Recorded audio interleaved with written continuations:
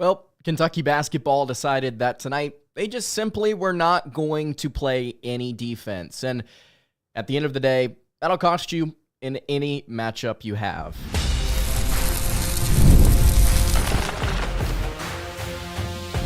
You are Locked On Kentucky, your daily podcast on the Kentucky Wildcats, part of the Locked On Podcast Network, your team every day. What's going on, Big Blue Nation? Welcome on into Locked On Kentucky, your daily Kentucky Wildcats podcast. I'm your host, Lance Dawe, and on tonight's episode of Locked On Kentucky, we are going to be recapping Kentucky basketball's 84-98 loss to the Ole Miss Rebels on the road. Cats decide they're just going to take a night off and not play any defense whatsoever. Going to dive into what exactly happened in this breakdown here defensively for the Cats. We're going to talk a little bit about, of course, the positive, the only positive here. Amari Williams triple-double, the fourth in program history. What exactly do we think of the Cats moving forward? I think that this team is what it is, and we are going to have to accept the fact that not much change is going to be coming. At least it doesn't seem like it, according to Pope. Thank you guys so much for making Locked On Kentucky your first listen every single day. Want to remind everyone out there that we are free and available on all platforms. If you're watching on YouTube, I would greatly appreciate it if you subscribe to the show. And if you're listening on podcast, I would also appreciate it if you would subscribe there as well. All right, let's go ahead and get into it again. Kentucky basketball losing on the road 98-84 to Ole Miss, deciding that, again, they just simply were not going to be playing any sort of defense in that first half. 54 points given up to the Rebels in that first period of play. Of course, 44 in the second half, and it felt like Kentucky was doing a little bit of a better job on the defensive end, giving energy, but it didn't really matter. You could put a hand in their face. You could not put a hand in their face. You could play no defense on cuts. You could play no defense on drives to the rim. You could play a lot of defense on drives to the rim in terms of energy and physicality. It didn't really matter at various points. Ole Miss was hitting everything that they saw. It's an infuriating type of game to have to go out and watch, for sure. It's not pleasant. You play hard, you don't play hard, it doesn't really matter. The ball's going in the hole for the other team, and it's up to you to try and score enough on the other end of the floor. But man, this is really, really, really, really, really frustrating. And I'm here to tell you that there is no change coming. There is no change for Kentucky's defense coming. They dropped from 89th to 111th in adjusted defensive efficiency after this just monstrosity that was their defensive performance tonight. They're not going to change. They're not going to play more physical. They're not going to suddenly create more turnovers consistently. They're not going to suddenly protect the rim better. The three ball is falling at an insane rate for opponents in SEC play. They're not going to stop preventing threes. They're not going to change. The kids do not consistently give enough effort, and that's a problem. And whenever you have some inconsistent coaching decisions when it comes to whether or not you should play zone, how you're doing in and out of possessions, if you're going to have inconsistent coaching and a lack of effort from your players, you're not going to get a good team. You're just not going to get the results that you want. Kentucky basketball went out tonight and showed that, yes, while they can beat just about anybody in the United States of America, they can also lose. And they can just give up. They can just flat out give up. I thought that Vanderbilt game was a little bit of a wake-up call for this team. And we've seen over these last two contests, yeah, you know what? Doesn't really matter. Doesn't matter. They don't really seem to care at various points, and whenever they do care, it's not enough. You cannot get a consistent emotional effort, energy-wise, mentally, out of this group of players for an entire 40 minutes. You can't do it. You cannot do it. They are not going to change this season. Does that mean that they're going to lose every game from here on out? I don't know. Does it mean that they could win every game from here on out? Again, I don't know. I don't know how they're going to finish this season. They've got an extremely high ceiling with the way that they play offense, but defensively, you're not going to win a ton of games playing like you did tonight. They just did not give a crap the entire first half. They just didn't care. You could see it in the body language, hanging heads, walking slow, just dejected, like they don't want to be there. There's nothing that Pope can do about this. There's nothing that he can do to change this defensively. I don't think. Because you can talk about the drop coverage, you can talk about the switching, you can talk about the zone. With this personnel, this is the best you are going to get. It's the best you're going to get, and it's awful. It's pathetic. And I don't see zone changing this. I don't see officiating changing this, which, by the way, it wasn't bad tonight. Just go ahead and tell you that much. There's nothing to do other than that. Just hope that teams stop missing shots. That's the only thing you can do at this point. You got to hope that teams just stop hitting open looks, which is incredibly difficult to ask considering you're playing in the best conference that according to KenPom, we've seen since the mid-90s. You're just not going to get a whole lot of positivity out of this. If you want to look at KenPom, Kentucky, over their final 9 games, they're projected to go 3-6 over their final 9 games. So that means they'd finish 18 and 13, I think. The projected record says 20-11, 9-9, but not too good. Not too good either way. If you're in the live chat and you're watching us on YouTube, would appreciate it if you left a comment. Let me know what you thought about this game. Let me know what you thought about the performance. You're not going to win. You're not going to win playing games like you did tonight. Hal Driver says the defense is shockingly bad. I've never seen anything like this. Is it Pope's fault or the players? Are they choosing to not be aggressive? Or are they simply not capable? Too many questions. Too many questions to ask, man. Some of the questions that people ask about the defense is, I don't know what on earth you could do differently. As far as aggressiveness, Kentucky does not close out aggressively. They are afraid of giving up drives to the basket. They will let players take threes, and they've been hitting them at, again, an obscene rate as of late.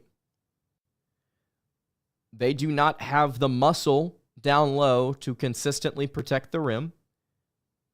And, you're not going to see any change.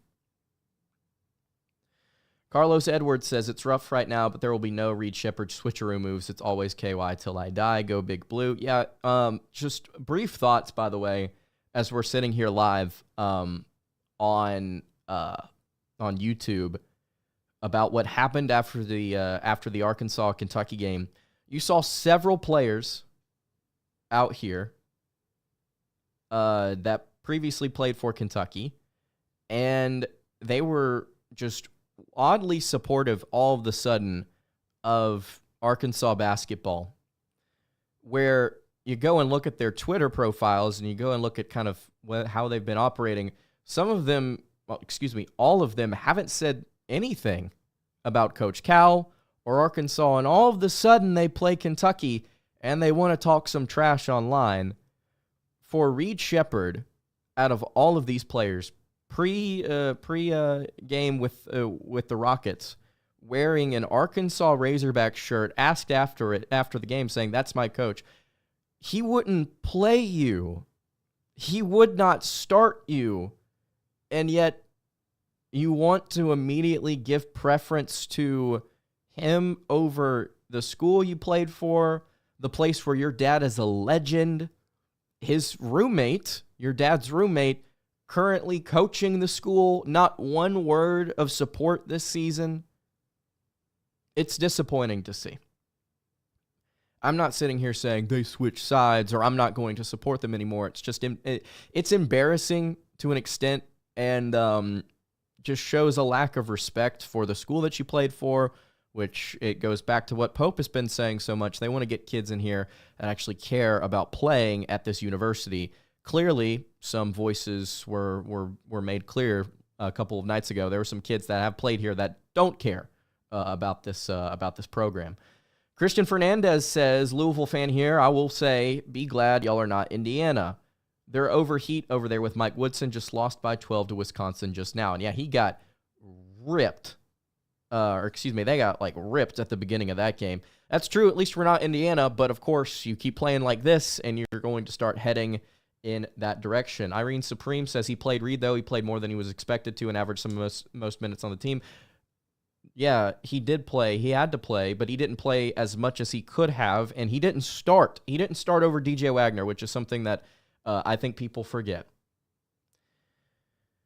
No Name Force Lord says, when was the last time we were elite on defense? I can answer that question for you here immediately. If you want to go look at KenPom, you want to go look at adjusted defensive efficiency. The last time Kentucky was good defensively was in 2022 when we went 26-8. We were 36th nationally in adjusted offensive efficiency. If you want to talk elite, you have to go all the way back to that 2019 season where everything just sort of started to fall apart after that. Kentucky was 8th in the nation and top 15 in offense as well. So let's see. Defensive effort was atrocious. Too many guys can't defend in man defense. Butler was the defensive and offensive catalyst. Need him back, but efforts like this are unacceptable. I could not put it any better. We'll continue to break down this extremely disappointing loss here in just a second. Before we do that, though, I want to tell you guys about our friends over at Game Time. It's not all over for the Cats, and they've still got so many different home games here that they could possibly make into victories against Tennessee, South Carolina, Auburn later on down the road. If you want to go get tickets to see this team play, you need to go to Game Time. If you're looking for tickets to your next big event, whether it's a concert, comedy show, Kentucky game, doesn't matter. Finding a ticket at the right price can be a little bit of a headache.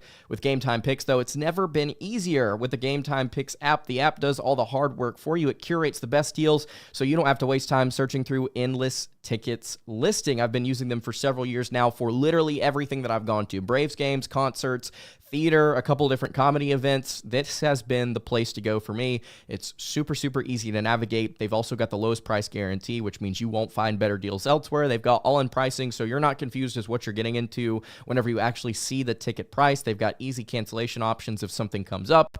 And if you want to take the guesswork out of buying your tickets, you can go to the Game Time app. You can use it. Use code LOCKEDONCollege to get $20 off your first purchase, which is a pretty sweet deal. Terms apply. Again, that's code LOCKEDONCollege for $20 off. Download Game Time today. Last-minute tickets, lowest price, guaranteed. All right, continuing along here on the Tuesday night edition of Locked On Kentucky. Lance Dawe hanging out here with you again. I appreciate you guys checking out the show today. I think we're like 2 subscribers away from 15,000, which is just insane to think about, that 15,000 people have decided to subscribe to this channel here. Really, really awesome stuff. Thank you guys so much in the live chat for watching. I know that this is an extremely frustrating loss to come out of, but I appreciate you breaking down this 98-84 loss here. And we've got our first comment from a longtime listener in the live chat from Great Kentuckian. He says, Lance Pope, or at least the assistants, need to start cussing out the players, forcing players to do laps for their personal and team failures, and force them to watch film outside of class. I'm not sure what the code of operation here is for what Kentucky does in terms of film study and coaching and practice and stuff like that, but you need to have a little bit of an edge, man. You got to find an edge somewhere. Something that Rick Pitino has done so well with St. John's this year is he's got them playing phenomenal defense. Aggressive, physical, tall, just out there playing with all sorts of energy, and they're winning games like that. They beat Marquette doing that tonight. It was super impressive. You need to have some grit and an edge like that. Wonder maybe if Pope this offseason could learn a thing or two from Pitino about how the defense should be worked out. You need some staff changes. I'm not saying anybody should be fired. I'm saying maybe additions should be made to this staff about what you're doing defensively. That is another major issue with this team. They need to have somebody that's brought in to focus on defense specifically because it's that bad. Angel says, I looked at stats. It's not as bad as it seems, just some defensive fundamentals and some better motion on offense. Hey, the offense was great. The offense was great. You shot 50% from the floor, 47% from three. The problem is you're not getting up enough outside shots, and you hit 10 of 21. You only put up 21 threes tonight. That's not enough. It is just simply not enough. But defensively, it's where it all lies.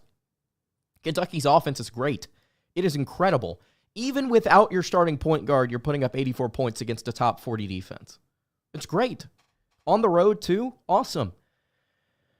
You have to play defense, man. Antonio Rodriguez says 23-point halftime deficit has to be one of the worst I've ever seen as a 30-year fan. Yeah, it's about as bad as it could have gone. That's about as bad as I've seen it gone in a long time. Matt Lunsford says, is this a defensive schematics problem? We've had 2 Defensive Player of the Year candidates, and we've been atrocious all year. Seems like an effort issue more than anything. I think it's partially an effort issue. I think it's also, think about where those players were coming from and think about the situation that they're in now. One of them was coming from Drexel, from CAA play. How much stock do you put into those awards relative to the competition that you're facing now against, again, the best conference we've seen since the mid-90s? Lamont Butler coming from the Mountain West, which I have a lot of respect for. I have a lot of respect for that conference, but again, relative to what you're facing here.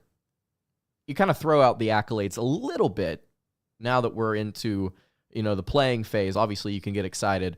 Preseason, you get to look at all these different things. It's one of the only things that you can point to and say, hey, maybe this is why we could be good on defense. We got these 2 guys here that are great. But now that they've played SEC ball, it's relative. It's like they're not as good here. And Butler, as valuable as he is, and Amari, as valuable as he is, which we'll get to him later in the show, like it's not as much of an impact, I'll say. So I think personnel-wise, Kentucky doesn't have, outside of Butler, a great defender on this roster. Or even a good defender. I think everybody else is an average to subpar defender. Lunsford also asks, how much worse does the NIL factor make this? Would they have had more of a leash from fans if they weren't being paid millions? Well, I don't really think fans have much of an impact on their performance. How much worse does the NIL factor? Would they have more of a leash from fans if they weren't being paid millions? Also, I'm not quite sure what this roster is being paid. I don't really know what we could do differently, like whether they were being paid a ton or not. I'm not trying to be smart. I don't think that it's a big factor is what I'm trying to say. Irene Supreme says, it'll be interesting to see how we play in March. Going to need intensity on the defensive end, at least with the guard play we will face. If we're going to make the tourney, guys will hit crazy shots, and that's part of it, man. Excuse me. The reality of this is, if you make it past the first weekend and Butler's healthy, you got a shot to make a run. But that first team you face is going to be putting it all out there, man. And they're going to be hitting crazy shots.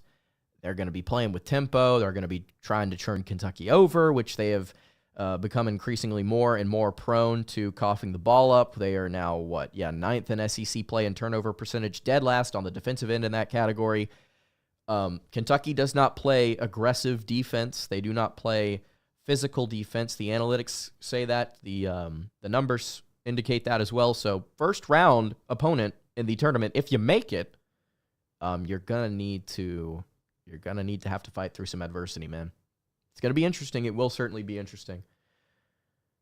Let's see here. Julie Sheving says, agreed, would think someone is focusing on their defense. I'm not a rock scientist, but this seems clear. Go Big Blue. Yeah, we got to lock in, man. We got to look in. AFIO, I think, makes a really good point here. We got these kids from mid-majors. We aren't strong enough, not fast enough, and not mentally there enough. Pope's playing Big 12 ball, speed pass, shoot. In the SEC, we are getting bullied. To an extent, that is part of the issue. Pope, early on in the year, when Kentucky was... They were at one point 12-2 with that big win over Florida at home. I mean, a lot of what Kentucky had been doing was unprecedented, and it's still unprecedented this year. I mean, you've got guys like Pat Kelsey who have put together a roster and are making a run through the ACC. But really, if you think about it, there's not another team out there that has as strong of a resume, or at least win quality, as Kentucky does. I mean, Kentucky is in essence the exception this year. And all due respect to Louisville, And all due respect to the Louisville fan that was commenting earlier and might still be watching, like, the ACC is significantly weaker than this conference. If Kentucky had the opportunity to play the schedule that Louisville had been given, like, I think that you would see similar levels of success in terms of win-loss, and I think a lot less people would be upset right now. But, like, this is also, like, the reality. It's like you stepped into a difficult situation, you overperformed, and now as we get into conference play, an extremely tough situation with 3 players injured, 2 of them out permanently right now, you got to give the coach a little bit of leeway here. I mean, this is as tough as it could possibly be. I mean, I don't think that it can get much more difficult for you. You've got who was playing minutes between your 3 and your 4 last year. You've got a guy there playing your point guard spot primarily now. It's like you got to be able to give him a little bit of leeway. Great Kentuckian says, the worst offensive issue I have with this team is that they act robotic and they put more focus on following plays than actually playing with common sense. Watch the screen plays with a big at the point. And again, I think that's just kind of what they've been taught, right? And they're leaning into it because they don't know anything else. You would think that the experience and the veteran leadership would be able to kind of lead them out of that. But these are all players that were role players at their other schools, right? They were secondary options. They were good spot-up catch-and-shoot guys. And without a guy like Butler to help create a little bit, with him on the court, you're not going to see a ton of creativity.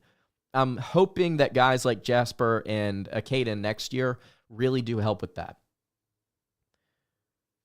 Let's see here. Brett says, we got to let Pope have time to breathe. We have lots of great wins, and I do believe we can put pressure on anybody with our offense in a one-and-done game come March. I think that is very well said.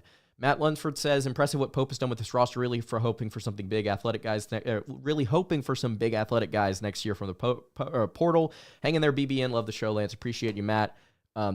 This is going to be a big test for Pope this offseason about whether or not he can go out and get some guys, get some dudes, get some guys that are like your Jaden Quainces, your Somto Cyrils of the world, that are just big physical bodies down low that will not be bullied, that have a little bit of mobility as well. You gotta go get some athletes, man. You have to go get some athletes. This year, though, I mean, pick up some more wins here to try and solidify a tournament resume, finish as a 4 seed or higher. It's difficult to do that right now with the outlook without Butler, but we'll see. We'll see. The Groovy Gold Hunter says something that I think is interesting. You would think as much as Pope has been talking about putting on the Kentucky jersey and what it means, they would put forth the effort, have some pride in your game, guys. You would like to think. You would like to think.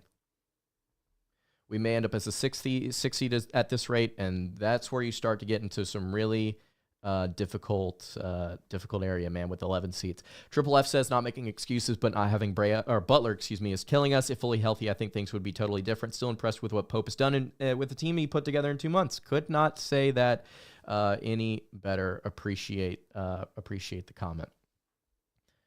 Yeah, so let's actually look at some of the stats in this game. Ole Miss shot 54.7% on the game. They hit 13 threes, 13 of 30. Could not miss in that first half. I'll just go ahead and pull it up. They shot 9 of 17 in the first half, 60% from the floor. In the second half, they kind of cooled off. They only shot 30% from 3. Kentucky in the game, again, shot very, very well overall, but just not enough in that first half, and that's how you get blown out. The only player that finished with a positive plus-minus, you want to guess? Andrew Carr in 23 minutes, 10 points, made all of his shots, 4 rebounds, 3 assists, no turnovers. Carr got a little healthy, and he played pretty decently. Amari Williams, let's talk about his triple-double. This is the 4th triple-double in Kentucky basketball history. 12 points, 11 rebounds, 10 assists, 3 turnovers, no steals, no blocks, minus 18 in 26 minutes of play.